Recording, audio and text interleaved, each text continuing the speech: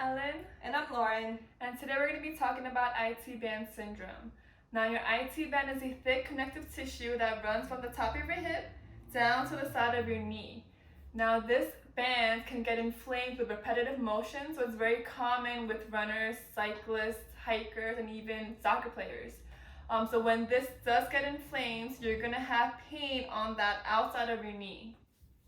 So most people think because the pain is in the knee, there's a knee problem, but most of the time it's not where you think. It's actually in the hip or in the foot.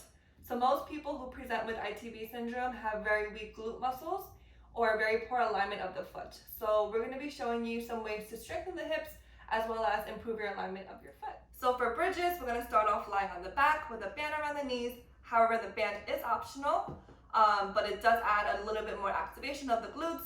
But it's up to you if you want to use no band or a lighter band or a heavier band depending on your fitness level.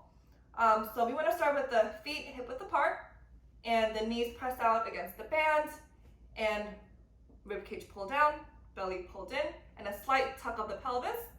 Now we're going to pick the hips up towards the ceiling.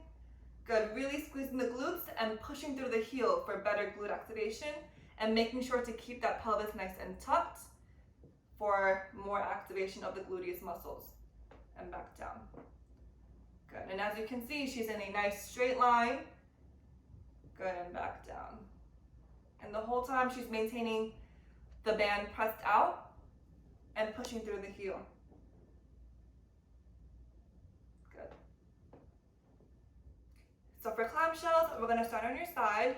Again, the band here is optional. You want to make sure your rib cage is pulled down a little bit, belly pulled in, pelvis tucked slightly, hips stacked on top of each other, so there should be a little bit of a space on your side down here, and feet together. Now we want to pull the knee up, and then the feet stay together, and then back down. Good, so as you can see, nothing really is moving except this knee. A common mistake that I see is most people tend to roll backwards as they lift up. We don't want to do that. Keep the hips stacked and not moving, only the leg is moving. All right, for a sidelying hip abduction, start on your side, top leg straight out, bottom leg bent in for more stability. Again, good alignment, rib cage down a little, belly pulled in. We want the body in a straight line. So shoulder, hip, and ankle should be in a straight line. The leg's gonna feel like it's slightly behind you, but it's actually in a line.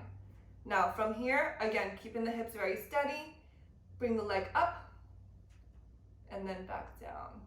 Good. Again, common mistake with this one, rolling back a little bit. That's not correct, okay? We wanna make sure you're stacked right on top and lifting the leg up. Good. And it's still in a straight line even as you lift, okay? Another mistake I see with this one is people tend to scrunch up their side too much. We don't want that either, okay? We want to keep the side nice and long and leg nice and straight. So nothing here is really moving, only the leg. Most people with IT band syndrome tend to have a foot on the flatter side. So the alignment is not ideal, causing issues up the chain, in the knee, hip, etc. So one exercise to help improve your alignment is the short foot exercise.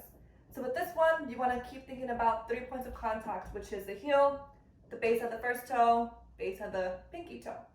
So keep those on the ground at all times and think about squeezing these 2 points together, pulling them in to shorten your foot and create that arch. So even as she does that, the 3 points of contact remains. And she's also not curling the toes like most people tend to do. The toes stay flat and you just shorten your foot, bringing these 2 points together. And you can see she has a nice little arch there. For the single leg deadlift, we're going to add a band around the knees. It's going to increase your challenge and stability, your balance, and even activate your glutes a little bit better. But again, it's optional. We're going to start off on one foot and perform a hip hinge. So as you can see, the body's in a straight line.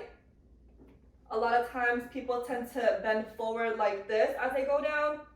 We don't want to do that. Keep your back straight, hinging at the hips, The stance leg is also pretty straight. The knee is slightly bent, but it's not really moving other than that.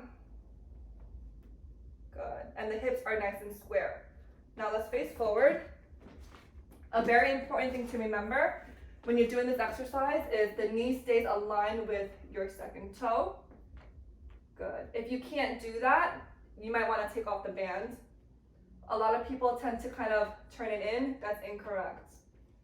Okay. Good. And throughout this exercise, incorporate that short foot, that nice arch for good alignment for the rest of the leg.